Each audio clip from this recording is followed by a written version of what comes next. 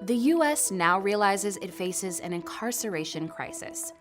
Once seen as a marginal issue, Americans of all stripes are now raising concerns about our country's inclination toward punishment that drives overcriminalization and mass incarceration.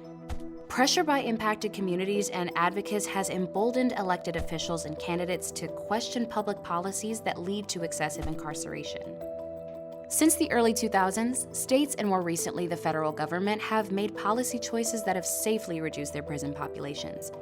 Reformers have set a goal to cut incarceration in half, and calls for prison abolition coming from directly impacted communities are gaining acceptance. However, most reforms have been limited to nonviolent offenses. But we will lose the modest progress made and fail to end mass incarceration if we cling to long prison terms and the outmoded approach to serious and violent crime they represent. To understand why, let's look at what makes the U.S. prison population so large. The size of any population is a function of how many people enter and leave it in a given year. This is true of a planet, a hospital, and even the number of people in prison. Each year, some number of people enter our nation's prison system. Experts refer to this number as admissions. Policy decisions such as laws that criminalize drugs or lock someone up for stealing a cell phone result in increased admissions and grow the prison population.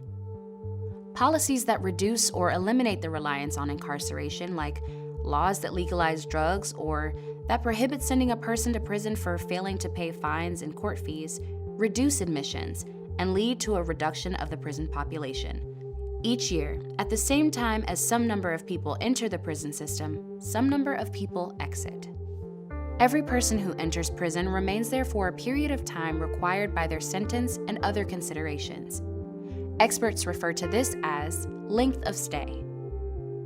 Policy decisions that require people to spend more time in prison, mandatory minimum, 3 strikes, and life without parole sentences, reduce the number of exits and increase the prison population.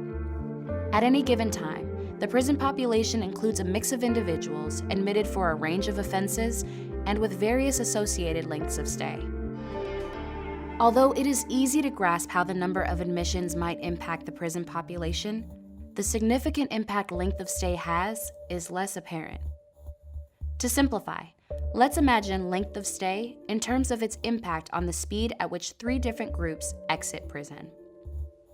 Under current trends and policies, each year roughly 55% of prison admissions are for low-level offenses, 39% are for more serious crimes, and only 6% are for very serious and violent crimes.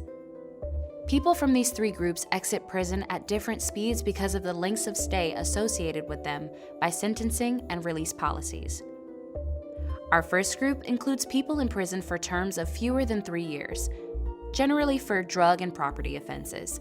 It also typically includes people entering for technical violations of community supervision.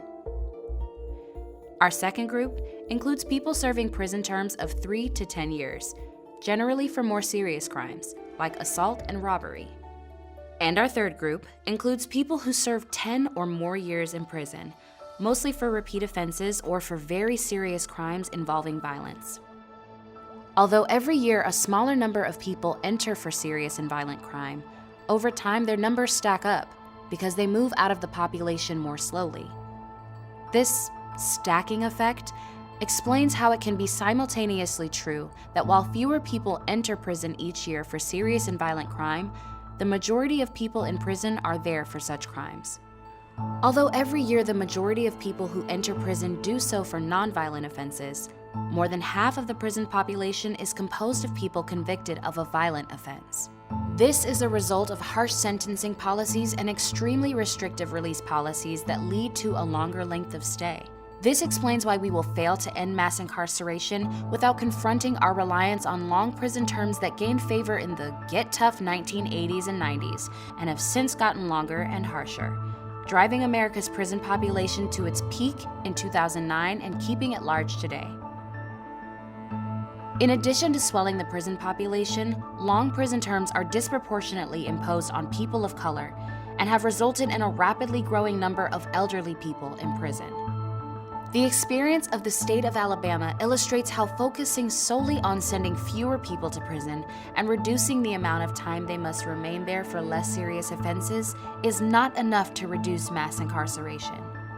In recent years, the state has reduced the number of people serving shorter prison terms. But while the share of its prison population serving shorter terms has dropped, the share serving long terms has steadily climbed. Those serving long prison terms in Alabama have canceled out the benefits of reforms that have reduced admissions. Yes, policymakers from both sides of the aisle have begun to acknowledge that the nation's over-reliance on incarceration is a costly and critical issue. Reducing incarceration should not stop at reforms related to less serious offenses. Ignoring long prison terms threatens to undermine the criminal justice reform successes of the last decade. Ending mass incarceration will require addressing the stacking effect of long prison terms, which calls for an ambitious effort to change how our country responds to violence and how we treat people who commit serious crime.